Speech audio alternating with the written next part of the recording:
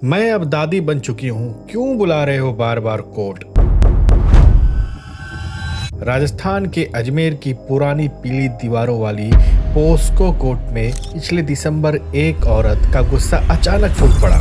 ऐसा गुस्सा जो 30 सालों तक उसकी चुप्पी में दबा रहा। वो टूटी नहीं थी बल्कि थक चुकी थी। 30 साल हो गए, अब और नहीं। उसकी आवाज, उसके आंसू, उसकी चीखें, एक एक कर सब कुछ उस कमरे की खामोशी को चीरते चले गए। जज, लॉयर, एक्यूज सब पत्थर बन गए। कोई कुछ ना कह सका। हमारे भी परिवार हैं, हम उन्हें क्या बताएं? उसने कांपती हुई आवाज में कहा। उसके हर शब्द में दर्द छुपा था जो वो सालों से अपने दिल में दबाई हुई थी। आज से 30 साल पहले जो जख्म उसे मिले थे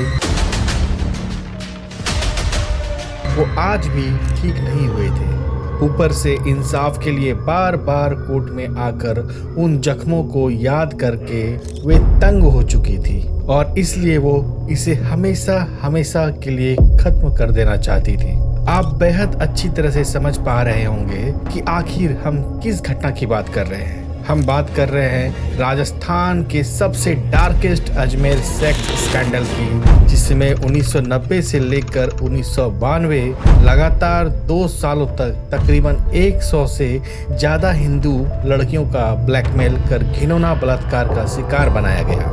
2 generations ago, 32 years ago, in 1992 in Ajmer, Rajasthan, in which over 100 schoolgirls were lured, photographed, raped and blackmailed as part of the infamous Ajmer gang rape, sex and blackmail scandal. दरअसल 15 मई 1992 को अजमेर के एक रीजनल न्यूज़पेपर दैनिक नवज्योति में journalist संतोष गुप्ता के द्वारा एक खबर छपी जिसका टाइटल था छात्राओं को ब्लैकमेल करने वाले आजाद कैसे रह गए।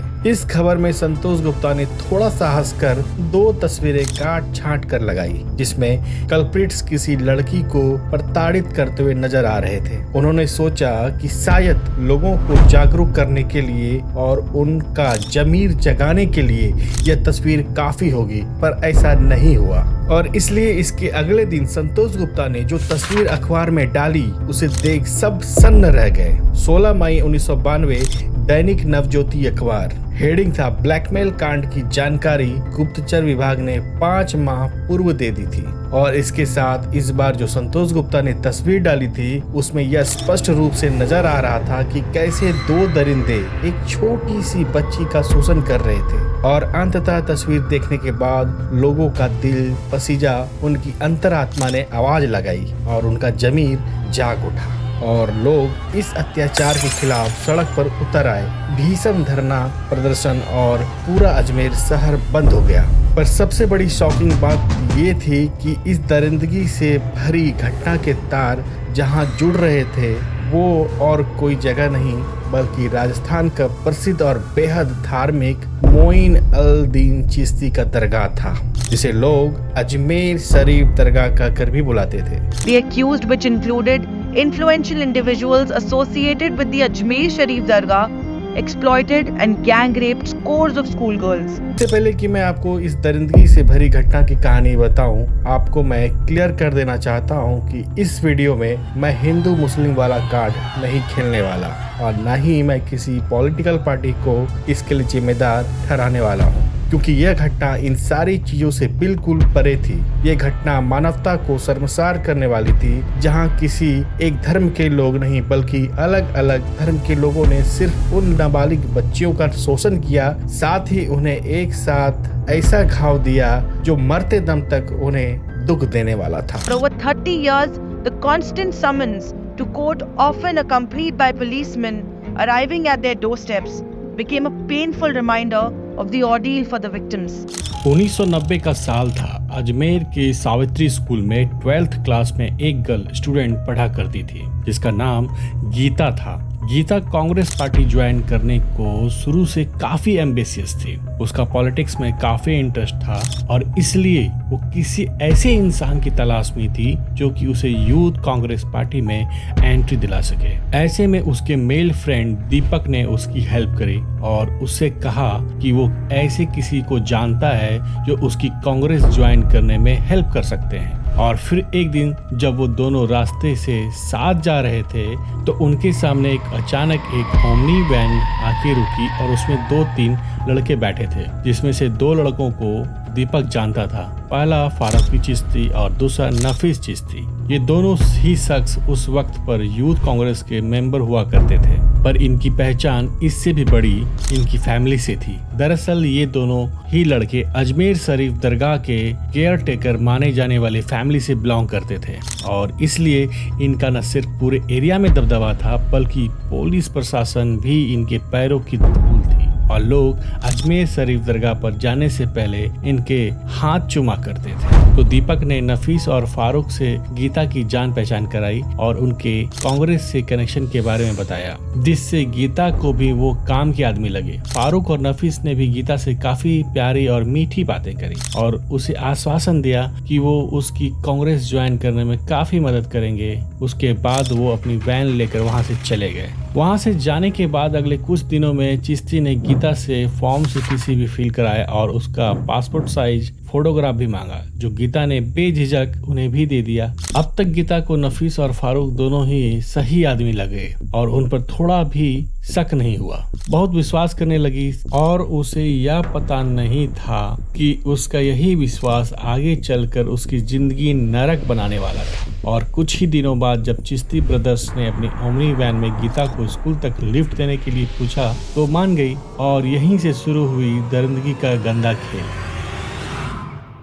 ओमनी वैन में गीता को लिफ्ट देने के बाद नफीस और फारूक गीता को स्कूल छोड़ने के बजाय अपने एक सुनसान फार्म हाउस पे ले गए, जहां मौका पाकर नफीस ने गीता को जान की धमकी देकर सेक्सुअल असॉल्ट किया और साथ में ही धमकी भी दे डाली, अगर उसने ये बात किसी को बताई तो ये उसका अंतिम दिन होगा और उसके लिए अच्छा नहीं होगा। पर चिश्ती धमकी से ज्यादा गीता को उस वक्त का समाज का डर था, क्योंकि ऐसे मामलों में समाज सीधे लड़कियों को ही शक की भरी निगाहों से देखने लगता है। इसलिए गीता ने चुपचाप यह जुर्म अपने सीमित रखने का फैसला किया और शायद यह बात सिर्फ गीता ही सीमित तक रहती और इसके बारे में कभी दुनिया को पता नहीं लगता। लेकिन उसके बाद जो कुछ हुआ उसने पूरे घटना की किस्मत ही बदल दी। दरअसल उसके बाद फारूक और नफीस ने अपने पावर के इस्तेमाल से गीता को दूसरे लड़कियों को इस क्राइम का हिस्सा बनाने का मजबूर किया और यही से एक चैन और क्राइम की शुरुआत हुई,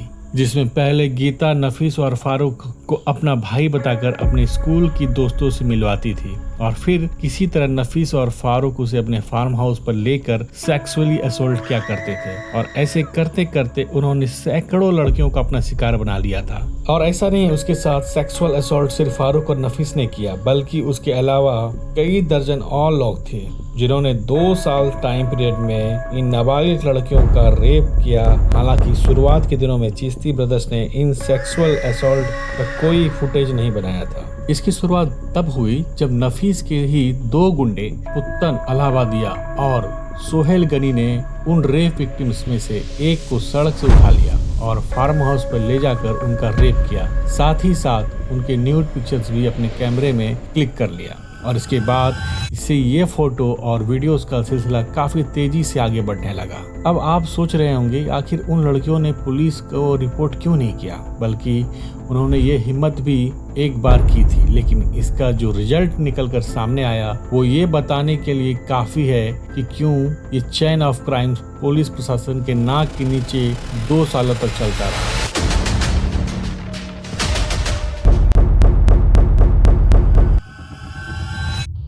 दरअसल गीता जो इस स्कैंडल की पहली विक्टिम थी, उसने अपने दोस्त जो खुद भी एक रेप विक्टिम थी उसे साथ मिलकर अजमेर पुलिस स्पेशल ब्रांच में मौजूद एक पुलिस कांस्टेबल को कांटेक्ट किया और उसे सारी आपबीती सुनाई, जिसके बाद वो पुलिस कांस्टेबल किसी तरह ब्लैकमेलर से उनकी फोटो निकलवाने को राजी हो गया और वो तीनों एक साथ अजमेर दरगाह वाली जगह गए, जहां पुलिस कांस्टेबल थोड़ी दूर पर ही खड़ा रहा और गीता और उसके दोस्त फोटोज मांगने चिश्ती के ही एक गैंग मेंबर पुत्तन के पास पहुंची। पर पुत्तन अलाहाबादिया ने गीता को यह कहकर डांट दिया कि तुम जो ये खेल खेल रही हो हम इसके बहुत पुराने खिलाड़ी हैं। यानी वो फोटोज तो गीता को वापस नहीं मिल सके, लेकिन ये बात उन दरिंदों तक पहुंच चुकी थी और उन्होंने इसको लेकर उनको लगातार धमकियां देने शुरू कर दी। ऊपर से उस जमाने में कैमरेज में फोटोज आज की तरह प्रिंट नहीं होती थी, इसे रील से डेवलप करना पड़ता था, जो कराने के लिए पुत्र ने कैमरा रील के एक रील डेवलपर पुरुषोत्तम को दी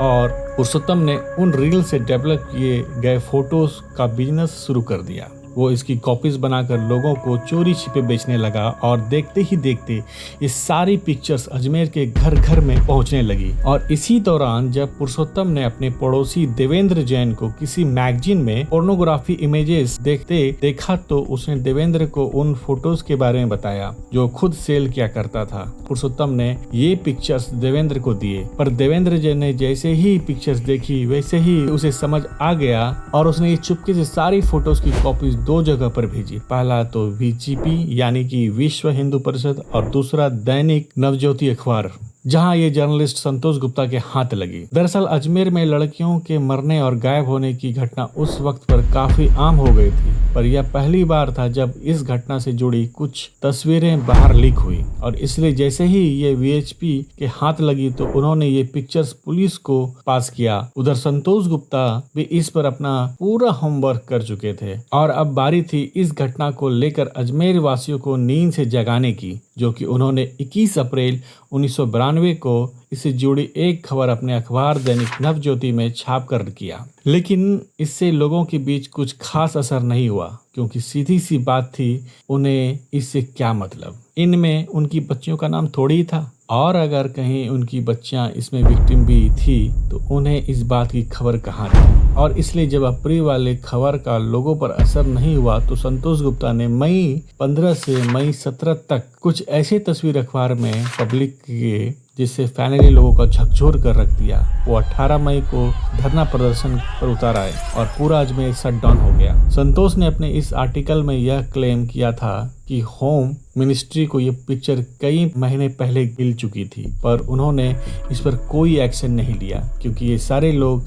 चिश्ती फैमिली से बिलोंग करते थे और इनका पूरे अजमेर पर कंट्रोल था और इन पर एक्शन लेना मतलब धार्मिक तनाव को बढ़ावा देना था। यानी कि ये खबर का लीक होना पूरे देश में हिंदू मुस्लिम दंगे को भड़का सकता था, क्योंकि जिन लड़कियों को उन दरिंदों ने अपना शिकार बनाया था वो सारी के सारे हिंदू धर्म की लड़कियां थी और वो दरिंदे सारे इस्लाम धर्म के थे। ऊपर से उस वक्त पर बाबरी विध्वंस को लेकर और मंदिर वहीं बनाएंगे।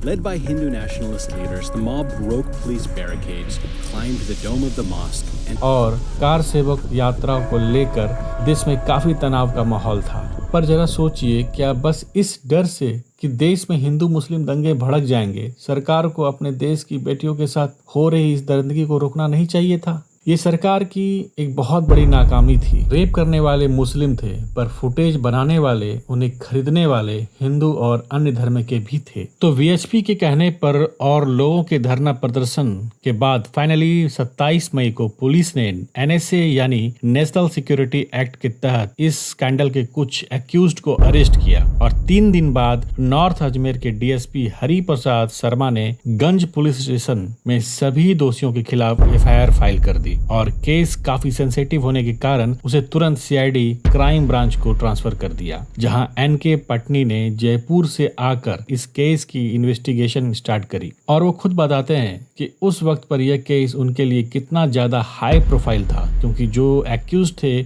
उनके खिलाफ उस वक्त पर कोई भी विक्टिम्स आवाज उठाने की हिम्मत नहीं कर रहे थे और बयान देने को राजी करने के लिए उन्हें खुद सिविल ड्रेस में चुपके से विक्टिम्स के घर जाना होता था और किसी तरह उन्हें कोर्ट में टेस्टिमोनी देने के लिए राजी करना होता था। इसके बाद वो कोर्ट में जाने को तैयार होते थे। सोचिए, ये खौफ था अजमेर में चिश्ती का। तो एनके पाटनी के स्ट्रगल से फैमिली जब कुछ विक्टिम्स उसके लिए राजी हुए, इसके बाद सितंबर 1992 में पटनी ने 250 पेजेस की अपनी पहली चार्जशीट डिस्ट्रिक्ट कोर्ट में फाइल करी, जिसमें टोटल 128 आई विटनेस शामिल हुए और 63 एविडेंस पेश किए गए और 28 सितंबर 1992 से अजमेर स्कैंडल केस का ट्रायल शुरू हुआ, जिसमें 30 विक्टिम्स का बयान दर्ज किया गया। लेकिन ये तो बस शुरुआत थी एक लंबे और कभी न खत्म होने वाले लीगल बैटल की। 1992 से शुरू हुआ यह अजमेर रेप केस एक बहुत ही लंबा और पेचीदा लीगल बैटल में तब्दील हो गया, जिसमें कई ट्रायल्स, अपील्स और कुछ एक्विट्स भी हुए।